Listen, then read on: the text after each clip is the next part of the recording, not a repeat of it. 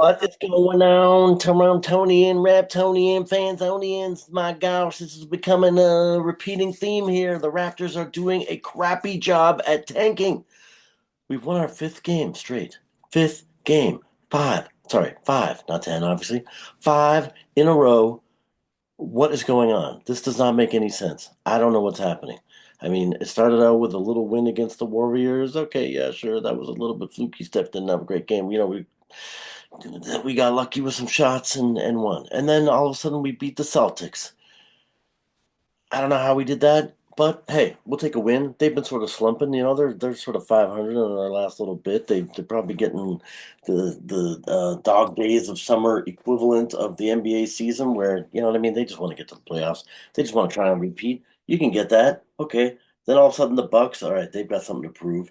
Uh, Gary Trent Jr. rallied everybody before the game and said, "Come on, please, can you beat my old guys? I mean, I'm getting paid nothing to be here. I turned down mega money and left it on the table. Now I'm not getting my bag, so could you please at least help me get a victory?" Sure. Then Dame and Giannis Antetokounmpo went bananas and pummeled us. But after that, we beat the Orlando Magic, who seemed almost intact. I guess Suggs wasn't playing, thank God. Um, I hate Suggs. Scottie Barnes all the way. Um, but they still had oh my gosh, their main guy is escaping me. Where's the headband? What the heck's his name? Anyway, who cares? I don't know why. Why do I attempt to bring up other names of other players? I don't remember anyone's name. Um, but yeah, we beat their butts, and it might come to me in a second because I can picture his face. Then we go into Atlanta. Mr. Off Night holds Trey Young to like very little in game one. Then, okay, yeah, they lost a couple guys to injury, but I mean, it's still the Raptors. We're missing people. We didn't have Olynyk then. We still don't have Emmanuel quickly. I think there was even Agbaji possibly was still out at that point too. And then we turn around and we beat him again. Then we beat the Pelicans. And, okay, they were missing their tall, skinny guy. Oh my lord! Which I swear to God, in a normal conversation, I could pull out these names, but now I'm sitting here, and they just jump out of my brain. But Zion was there. Zion dropped 32 on us. Oh my God, it's the guy in all the trade rumors. Who the hell? What the name? Again, I can picture his face. I can't remember his name. It's very embarrassing. But yeah, okay, sure. He wasn't playing. Um, but they had again the rest of their lineup, and we beat them. And now the Wizard. Okay, the Wizard. We all know the Wizard suck. The Wizard are an embarrassment. The Wizard haven't had a winning season since Wall was on that team and Beal was still there. And funny enough, they said in the broadcast tonight that the Raptors pummeled them in the first round of the playoffs that season. And then, yeah, they just have gone, into oblivion. They had the District of Columbia uh, jerseys on today, and I was just thinking, what a corrupt nation. You know what I mean? They set up their capital of their country in a territory that has no governance or no laws for anyone to abide. If that's a coincidence, I don't think so. Imagine if in Ottawa was in like the region of Champlain or I don't know. Anyway, what they would call it, and it had its own government, its own sort of governing body system with no real. They didn't have to follow the laws of Ontario. Very strange. Anyway, sorry, didn't mean to digress there. But yeah, talking Raptor basketball, the Raptors pummeled them. I mean, there was garbage time for like there was still like 7 minutes left, and I think Garrett Temple came into the game with. Let me just check. Actually, sorry, I hate to be a stat man, but let me just check Garrett Temple's minutes here because wow, this had to be one of the most he's played all season. Yeah, 6 minutes and 15 seconds for Garrett Temple. I was talking to my son earlier. He's not that young of a guy. I mean, he's a late teen. And supposedly a Raptor fan. He didn't even know who Garrett Temple was. I tried to tell him that maybe we should just re-sign Boucher, like I was saying in my last video, and make him the Garrett Temple of the team. The vet, the guy that is helping the rookies and does just some role playing, and we sort of keep him and retire him out. And yeah, my son didn't even know who Garrett Temple was. That's how few and far between Garrett Temple sightings occur. Crazy. Scottie Barnes led the way. 24 points. A couple of 12, Jakob and Agbaji.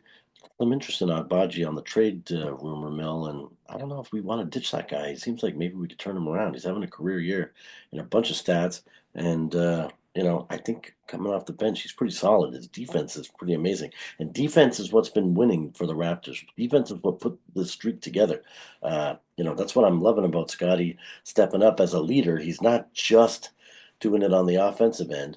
Um, Not super efficient on the offensive end, by the way. I mean, 52% from the floor is pretty good, but his threes are what making me cringe. I wish that guy go to the gym, Scotty. Stop trying to threes in the game, okay? Take it to the rack. You're a big guy. You can bully everyone in the paint. Just do that all game, and then work on your threes in the gym, okay? When you hit, I don't know, 100 in a row, then maybe start taking him in the game because one of four, 25%, not great. Look like your man RJ there. 50% from the floor, we could deal with that. Take two, you hit one, solid. But yeah, Agbaji's, 3 of 7, 42.9%. No wonder people are after this guy. Um, Even off night, Davion Mitchell started to put some offense in against the Wizard. He had 10. Actually, sorry, RJ was third, fourth in scoring as far as person goes, third in scoring as far as actual points. Not that anyone looks at it that way. But yeah, Scotty 24, like I said, Jakob and Agbaji had 12, RJ Barrett with 11. And then we got Davian Mitchell, Bruce Brown, Shed, and Robinson, our man that I guess we must have re signed him on another 10-day because he had a pretty decent game out there today. Um, 10 points, although again, not efficient, 37.5% from the floor. That's not good for a big man at all. So, yikes. But we know he's just a placeholder. I think he's better than Bruno Fernando, who we started the year with. So, maybe we keep him around. He's young enough. Are we going to develop him? No. We're just going to keep him in place until Shamshi, gets good enough for him to be our sort of third backup center. Because I don't not sure we should get rid of Olenek. I think we've got Olenek with another year on his contract because certainly when they're talking about the expiring contracts, they're talking about Brown and um, Boucher. Nobody ever really mentions Olenek, so if he's not expiring, maybe we just keep him for another year. I certainly love having the Canadian guys. He seems like a guy that can sort of lead by example. His game doesn't seem like it should go down too dramatically as he ages because he's not like a big physical guy. He sort of, you know, lumbers around a little bit, good passer and can drain the three once in a while. Obviously, yeah, when he's in the paint, he can do it too. But that's not his primary game. He's not backing people in and trying to fully use all of his strength. So I think that he could be decent for another couple of years. So maybe we don't ditch him. The Washington Wizard, on the other hand, horrible. Like talk about off night performing though, and defense, as I've said, is winning this. Is put us on this streak. Davion Mitchell might be one of the main contributors. Again, I'm starting to change my thoughts about him. It's so confusing this season. Do we want to develop a Jamal Shed? I mean, okay, let me just back up though. Shed, I do love when they've got the hair. Kapow! I think it makes you more intimidating. I think it makes you like seem taller and more imposing. Um, and Scotty Barnes had the same thing. When they got it all sort of braided tight to the head, I don't know. I don't think it looks as good. That's why I even think Grady Dick should like get rid of his little sweeping part of the side and like, come on, let's spike your hair up or something, Grady. It just makes you look like that much taller. And I bet there's a moment in your psyche, their subconscious of the defense when you're coming at them and you're just like a couple inches even taller. They're kind of like, oh no, they're gonna dunk on my head, or anyway, whatever. That fight or flight mode kind of kicks in, and maybe they lose their synapse firing a little bit quicker, instead of going all the way to the brain, it just goes to the spine and comes back quicker. So their reflexes potentially aren't as good. But yeah, Kuzma had a pretty sick dunk, but other than that, didn't do much. 19 points. Um, and yeah, none of their team really. Justin Champagny, our former Raptor, actually was out there with some energy. He had 12, probably again motivated to show, why didn't you guys re-sign me? That seems to be a common sort of theme against the Raptors. Either, and again, it's either that they're motivated or somehow, um, I guess we don't probably let them go, but they're wanting to just show that, hey, see what you lost. But I don't think overall we're too feeling too badly about losing him. And then yeah, the last thing, like I was looking at the standings before this. Where do we go from here? Next in our sights are the Philadelphia 76ers. And you want to know what? I would love to catch the Philadelphia 76ers. Uh, you know, I grew up as a child where there was not a Toronto Raptor team. So I will say, I might have said this before. My first game I ever went to was a Detroit Piston game. I had an aunt that lived in Detroit. Used to have to go visit them quite a bit. Not have to, sorry, I didn't mean for that to come out like that. We used to visit them, on a regular. My mom's sister, so we're going down, and ended up going to a few games there. And it was in the Isaiah Thomas era, so again, decent team to cheer for. But genuinely, I wasn't trying to bandwagon. I'd not been to an NBA game. I was brought to one. The home team was Detroit. Pretty sure they won. And so, hey, I was there. I was a fan. Um, a few years later, a man named Michael Jordan came along and dominated, and it was just hard to not cheer for that guy. I mean, back when men were men in the NBA and you actually had the best players trying to get into the dunk contest and the 3 point contest. I mean, I remember clear as day Larry Bird winning the three. I guess maybe sometimes the top three guys still go in that top 3 pointer guys. I mean, not the top three guys in the league. Um, but yeah, the dunk contest is a shadow of itself. Dominique Wilkins, Michael Jordan going head to head. You're always wondering who is going to come up with the new innovative dunk to take this thing. And then the Toronto Raptors came along in the 1995 season. I was there at the very first game, as again, I've probably mentioned before. That's why am able to, I believe, anyway, at least give a true fan perspective because I've been there since day one, legit. I absolutely hate every other team in the NBA ever since then. Uh, and especially the Philadelphia 76ers is the point that I'm trying to get at. So, Joel Embiid, guy sucks. Everyone knows it. In fact, even just watch his episode of Hot Ones, which if you don't watch Hot Ones, go over to First Week Feast, check out Hot Ones. What's up, Sean Evans? You can have me on when I get, over 1 million subscribers, which by the way, please like, subscribe. I'm on my way to 100. Or you know what would be cool though? Like 69. Who doesn't want to be the next 60, the 69th subscriber? Come on, Ronnie, the limo driver. 69! I can't really yell that in my house too loudly because, there'll be some family members like the person I have to sleep beside that might get upset and should be wondering why the hell I'm yelling 69 from the basement. Some of you know who I'm talking about, so you can understand. She's got red hair. Not worth the risk, you know what I'm saying? Anyway, sorry, didn't mean to get sidetracked there either. But let's take out Joel Embiid because, yeah, he sucks. Everyone knows Paul George is washed. I mean, I don't even think this guy, since he left the Pacers, hasn't contributed anything. What did he do in OKC? Nothing. Sucked. Then they mortgaged the team, give away SGA, my God, and a bunch of other picks that have turned into Dort and a whole bunch of other cool players. Um, I'm so glad actually that sorry, don't take this the wrong way. I wish Kawhi Leonard had re-signed with the Raptors and at least run it back one season. You know what I mean? And then if they won again, come back again. Like let's just see what we could have done as a team streak together. But I am happy. There's rumors that he was trying to hold Masai Ujiri hostage to get Paul George and do some crazy deal. And like who knows what it would have taken to? We would have had to give up like Pascal Siakam, Norm Powell. Fred Van Vliet and OG Anunoby or something for Paul George. Jesus Christ. Yeah, so thank God that didn't happen because Paul George sucks. And I knew with the 76ers signing him, they weren't going to do anything. In fact, I believe that the first sort of pre video of the season talking about what the Raptors were going to do. Again, I said I cleaned up my office. I don't have my list of where I ranked everyone. I got to dig that out actually so I can have it here again. I hope I didn't throw it away. I'm gonna have to go back and watch my video and just see where I ranked everyone. But I did not have Philly doing very well. I'm not even 100% sure that I thought they were going to be 11th in the Eastern Conference, but that's where they are. 5 games ahead of, sorry, 4 games ahead of us. So what do we do from here? You know what I mean? Do we try to catch them? I would love actually if we could catch them, truthfully. I still was buying into the flagging, the Cooper Flagg tanking. I mean, but I don't know, man. Tell me what you guys think. Tell me what you think. Is it worth it? I do understand that the experience and the climb, and it could be interesting, and then the team gels together and they start to know what winning is like. And my son was saying earlier, we don't want to lose all the time because you don't want a Scottie Barnes sort of re-signing somewhere else. As a Raptor fan, I'm kind of used to that being inevitable because I saw Marcus Camby go off. I saw even freaking Mighty Mouse, our first sort of hero who won Rookie of the Year also.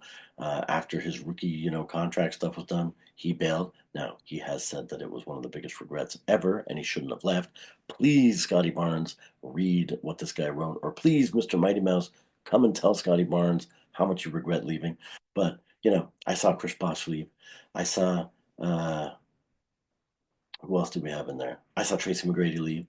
I saw Vince Carter leave. Now, Vince Carter, it was kind of a disastrous mess the way they handled it. Even Tracy McGrady, I will say too. Um, the Raptors sucked. A little Raptor history for you folks that are too young to remember. The Raptors sucked, and we we had this crazy. Was it Sam Mitchell even? That might have been the coach. It's possible. I gotta look that up. But idiots thought that we should have been trying to win. And so they're benching Tracy McGrady instead of making him a starter. This guy came to the NBA, abandoned, he bailed out of university. There was no one and done and all that nonsense back then. They didn't force you into college. You could actually just enter the draft out of high school as an 18-year-old. This guy does that. Who else does that? LeBron James. Like, only egomaniacs are doing stuff like that. So this guy's got a chip on his shoulder. He's got an ego like this. Let the kid start. We obviously saw something in the guy that we drafted him in the first place. What did we care? And we had Vince Carter at the same time. These guys were cousins. Let them start together. What are we doing? Why are we suppressing Tracy McGrady and telling him that he shouldn't have? Like, I would have just given him. He could have played the whole game if he wanted, and maybe he would have stayed. But so anyway, that was mishandled. We all knew he was leaving. Mostly after that dunk contest where he had to play second fiddle to his cousin too. I'm sure that hurt him as well. But if we had been feeding him and let the guy start and had been the man, Vince supposedly didn't want to be the man, and then our whole management screwed it up, and we had the absolute, probably the worst trade. I was going to say in NBA history, but probably the one I referenced earlier with Paul George being traded for SGA and a bunch of picks. That probably will go down as the worst trade in history when all is said and done, especially if Shea Gilgeous-Alexander wins MVP this year and OKC wins the chip or the cup or the trophy. Anyway, just horrible. Thank gosh I'm not an LA Clipper fan. I would, my life would really suck. But with the Raptors, back when Vince was leaving, our lives were as crappy, believe me. Management screwed up the whole thing again, and then we got nothing for him. We traded, oh my gosh, come on, Alonzo Mourning. I was going to say, I was just playing as this guy in NBA Jam. I got like a stand up arcade for Christmas from my son. Awesome, man. Playing NBA Jam. Badass. I'm like the Charlotte Hornets with Alonzo Mourning and, oh my God, who's the other guy that I play as? Oh, why am I trying to reference names? Sorry. Anyway, Lonzo Mourning didn't even show up. He didn't even come to the Raptors. He was like, "Are you kidding me? You traded me to them? I'm not coming." He didn't even show up for one game. It was so disgusting. Uh, but what is my point? My point is, if the Raptors can maybe gel and start winning some games and move themselves up the standings, maybe a Scottie Barnes starts to feel like, hey man, this is my team. They did go out and get RJ. They did go out and get quickly. They did try to build around me. They're trying to make me the man. Maybe that is the right thing, and maybe them having experience and going through that grind, because you do need to sort of get there and lose and figure it out, and then make it a little further in the playoffs, and then lose. So I don't know. Maybe it's worth it. Maybe I'm going to start cheering on the Raptors that we go for it and we try to make the play-in tournament and hopefully we win to be able to make it into one of the rounds of the playoffs. And then from there, who knows what'll happen. I genuinely don't believe that we could win a series yet until you see some consistency. Dick didn't play today, but he didn't have many points the other day. We still are seeing that up and down even a little bit from Scottie Barnes, although he's more consistent. Maybe just it depends on whether he's efficient or less efficient per game. RJ solid. And I think Emmanuel quickly could be consistent. Jakob is killing it. So I don't know. Maybe I'm arguing with myself right here. But yeah, please let me know what you guys think. Thank you for watching the video. Once again, the Toronto Raptors win their fifth flipping game. the seventh of the last 8 games. It's blowing my mind. But I mean, it's better than being in a big losing streak. I'll tell you that. 106-82, Raps, taking it. Mr. Beast for president. Thank you for watching this far, and we will see you next game. I should have had this lined up, but against the Bulls on the 31st, the day before my wife's birthday. All right. Thank you. Thank you for watching. See you next time. Please subscribe. Please like. Please send it to a friend. Do me whatever you can as a favor. Somebody wants to be the 69th, the 69th, the 69th subscriber. Come on.